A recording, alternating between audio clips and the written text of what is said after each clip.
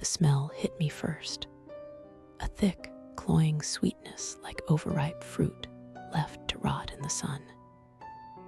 It was out of place, clinging to the damp, pine-scented air of the old logging trail. I'd been deep in the woods for hours, miles from any road, tracking a rare species of amanita for a client.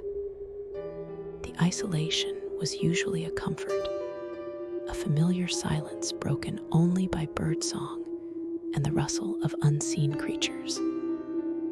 But today, the silence felt watched. I paused, leaning against a moss-covered stump. The sweetness intensified, almost sickening.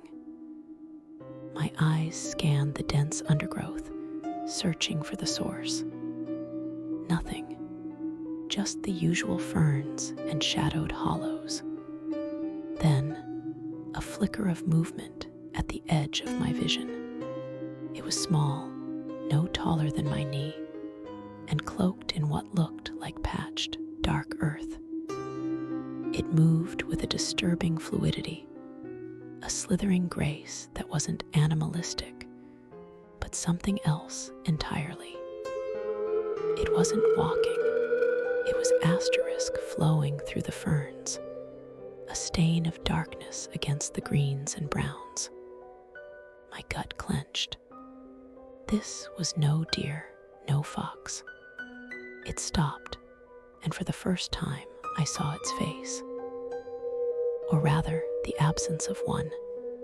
Where features should have been, there was only a smooth, pale expanse, like stretched parchment.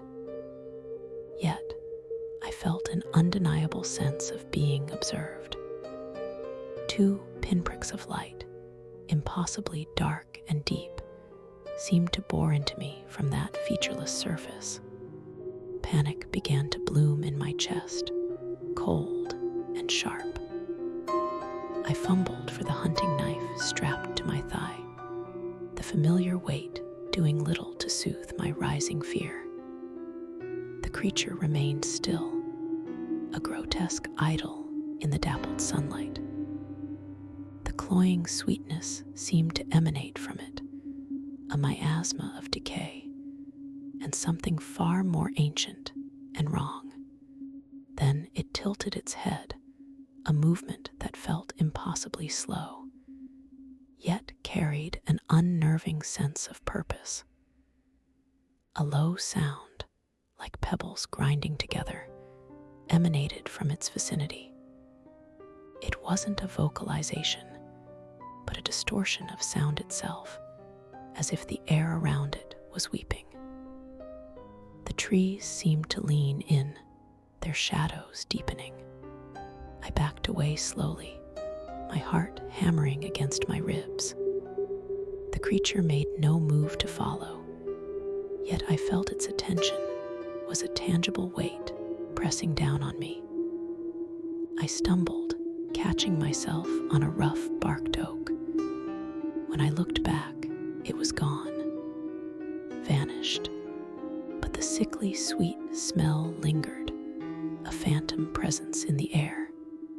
I didn't stop until I reached the edge of the forest.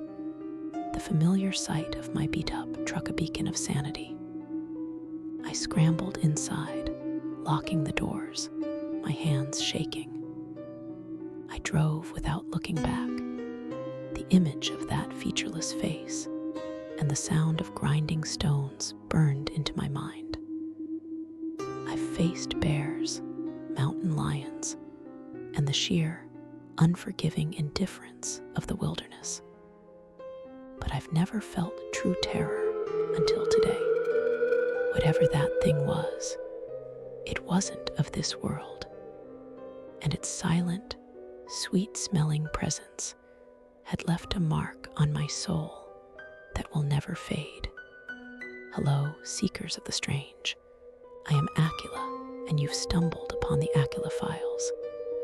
Did you think the woods were empty? Did you believe the silence was your friend? You were wrong.